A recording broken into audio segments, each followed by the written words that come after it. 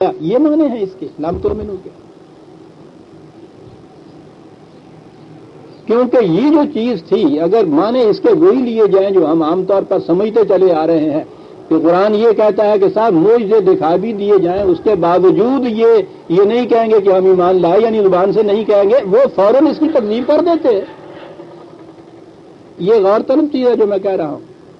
وہ مخالفین تھے، انہیں چیلنج دیا جا رہا تھا ایک چیز کا،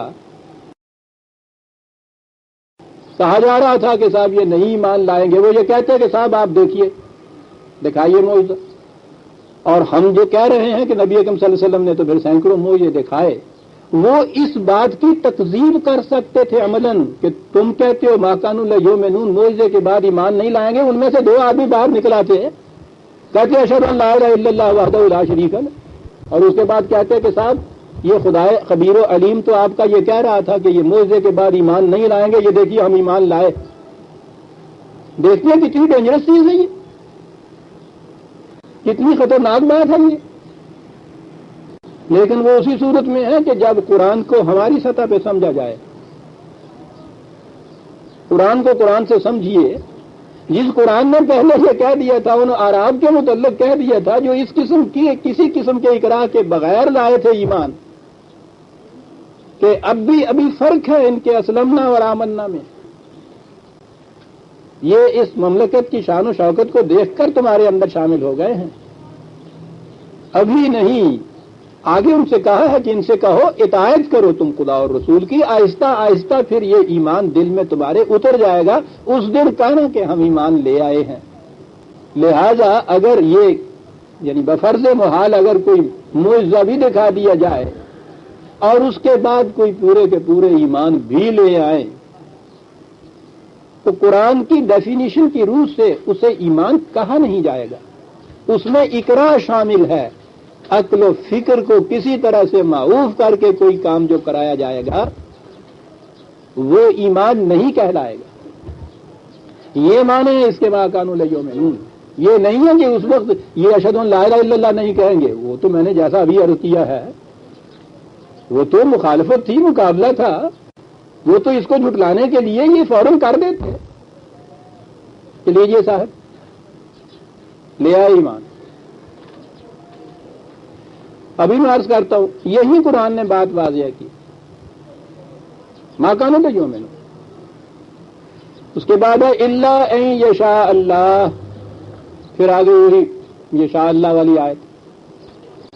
پڑھیے ترجمہ، دیکھیے تفاسیر، اور پھر دیکھیے کہ کن الجھنوں میں نہیں آ پا سکتے کہ معجزہ دکھانے سے بھی یہ ایمان نہیں لائیں گے بجوز اس کے جس کے لیے اللہ چاہے. ایمان اگر اسی نے لانا ہے جس کے متعلق اللہ چاہے تو کیا وہ معجزے کے بغیر چاہ کے ان سے ایمان نہیں لگا سکتا؟ یعنی یہ یوں آپ کو کیوں ہاتھ لگ رہی ہے کہ معجزہ دیا جا رہا ہے پھر اس کے بعد بھی یہ نہیں لائیں گے بجوز اس کے کہ جس کے متعلق اللہ چاہے کہ وہ ایمان لائے. اور اگر بات آخر میں یہی آگے پن ڈاؤن ہونی ہے کہ جسے اللہ چاہے وہ ایمان لائے تو جو نہ لائے ان کو جہنم میں کیوں پھینکا چلا جا رہا ہے؟ وہی اللہ ان یشاء اللہ کی بات. آپ نے غور کیا ہے برادران عزیز؟ آپ کو زیادہ واسطہ نہیں پڑتا، مجھے واسطہ پڑتا ہے. ہمارا نوجوان طبقہ اب تعلیم یافتہ، پہلے جو چیزیں ان کے سینے کے اندر گھٹی ہوئی تھیں ہم نے ان کو آہستہ آہستہ اتنا بے باک کر دیا کہ اب وہ کھل کے بات کرتے ہیں. یہاں آ کے وہ بات کرتے ہیں. انہیں اسلامیات پڑھائی جاتی ہے. اگر وہ پہلے جو بیگانہ رہتے تھے نا وہ بڑے اچھے تھے، کم از کم ان کے دل میں ایک احترام تھا اسلام کا. اب جو انہیں یہ پڑھایا جاتا ہے نا وہاں ایک طرف سے ان کو فلسفہ پڑھایا جاتا ہے، فزکس پڑھائی جاتی، لاجک پڑھائی جاتی، عقل و فکر سے کام لینا، تجربے سے کام لینا، مشاہدے سے کام لینا. دوسری طرف انہیں اسلامیات میں یہ پڑھایا جاتا ہے. وہاں تو وہ بات نہیں کرتے، فیل ہونے کا ڈر ہوتا ہے.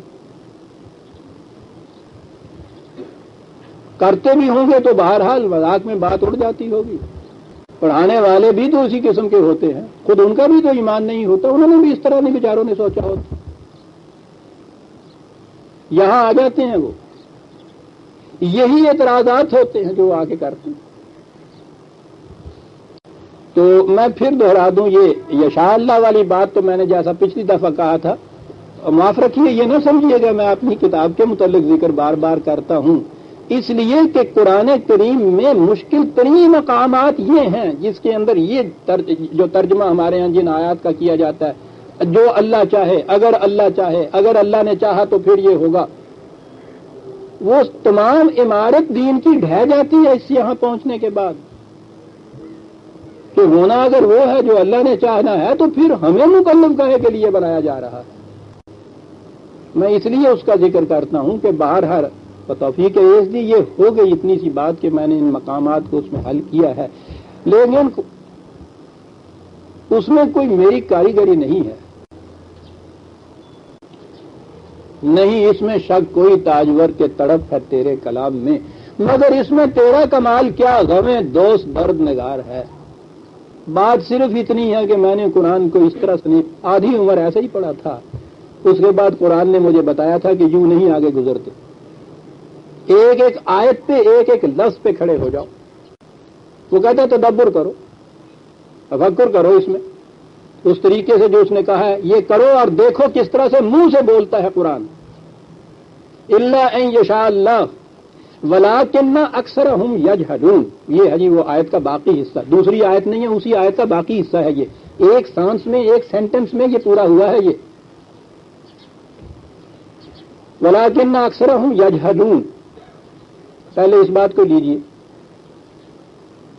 کہ بات اصل میں یہ ہے کہ اکثر لوگ وہ ہیں جو جہالت سے کام لیتے ہیں، تو بات سمجھ میں آ گئی، جہالت سے کام لیتے ہیں یعنی عقل و فکر سے کام نہیں لیتے، اور اگر سوال ہو جائے وہ معجزے دکھا کے ایمان لانے والی بات تو کہا جائے کہ اللہ میاں عقل و فکر تو آپ نے پہلے خود مفلوج کر دی ہماری معجزہ دکھا کے، اور آگے پھر یاد کہ یہ صاحب جہالت سے کام لیتے ہیں، عقل و فکر سے کام نہیں لیتے۔ صاحب ہم تو عقل و فکر سے کام لے رہے تھے، آپ نے یہ شو منتر جو سامنے کیا تو عقل و فکر تو مفلوج کر دی، ہم تو اچھے بھلے کام لے رہے تھے، آپ نے ایسا بنا دیا ہم کو، ولکن اکثرہم یجہلون۔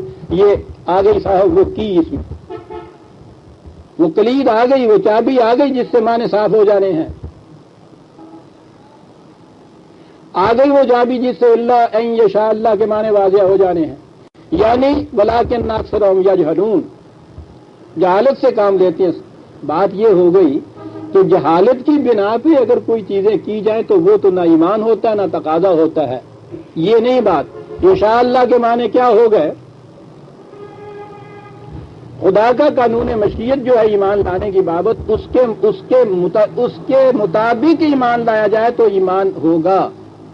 جو خدا نے قانون بنا دیا تھا اس کائنات کی تخلیق کے وقت، انسانوں کو پیدا کرنے کے وقت جو قانون بنا دیا گیا ہے اسے کہتے ہیں قانون مشیت۔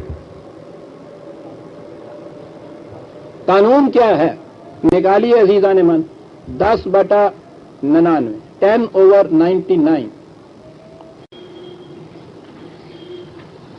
اور اس سے آپ دیکھیے گا کہ قرآن سمجھنے کا طریقہ کیا ہے۔ یہاں اس نے کہا تھا الا ان یشاء اللہ، اب دیکھنے کی بات یہ تھی کہ قرآن میں کہاں کہاں یہ چیز کہی گئی ہے ایمان کے سلسلے میں کہ قانون مشیت ہمارا جو ہے اس کے مطابق ایمان لاؤ تو ایمان ہوگا، ورنہ ایمان نہیں ہوگا۔ یہ ترجمہ نہیں ہے کہ وجود اس کے کہ جسے ہم چاہیں وہ ایمان لے آئے، ترجمہ اس کا یہ ہے کہ ایمان وہ ایمان کہلائے گا جو ہمارے قانون مشیت کے مطابق لایا جائے۔ اب یہ قرآن سے ہم نے متعین کرنا ہے کہ ایمان کے سلسلے میں قانون مشیت خدا نے کیا مقرر کیا ہوا ہے، یہیں آ جائیے۔ اور پھر میں نے کہا ہے نا یجہلون جو تھا اس نے یہیں سے ہی اشارہ دے دیا ہے کہ بات اس میں عقل و فکر کی ہے۔ یہ آیتیں نکال لیجئے سامنے، وَلَوْ شَاءَ رَبُّكَ لَآمَنَ مَنْ فِي الْأَرْضِ كُلُّهُمْ جَمِيعًا، نبی اکرم صلی اللہ علیہ وسلم کے دل میں جو ایک مقدس آرزو تڑپتی تھی ایک شفیق مطیع ہونے کی حیثیت سے کہ یہ سارے لوگ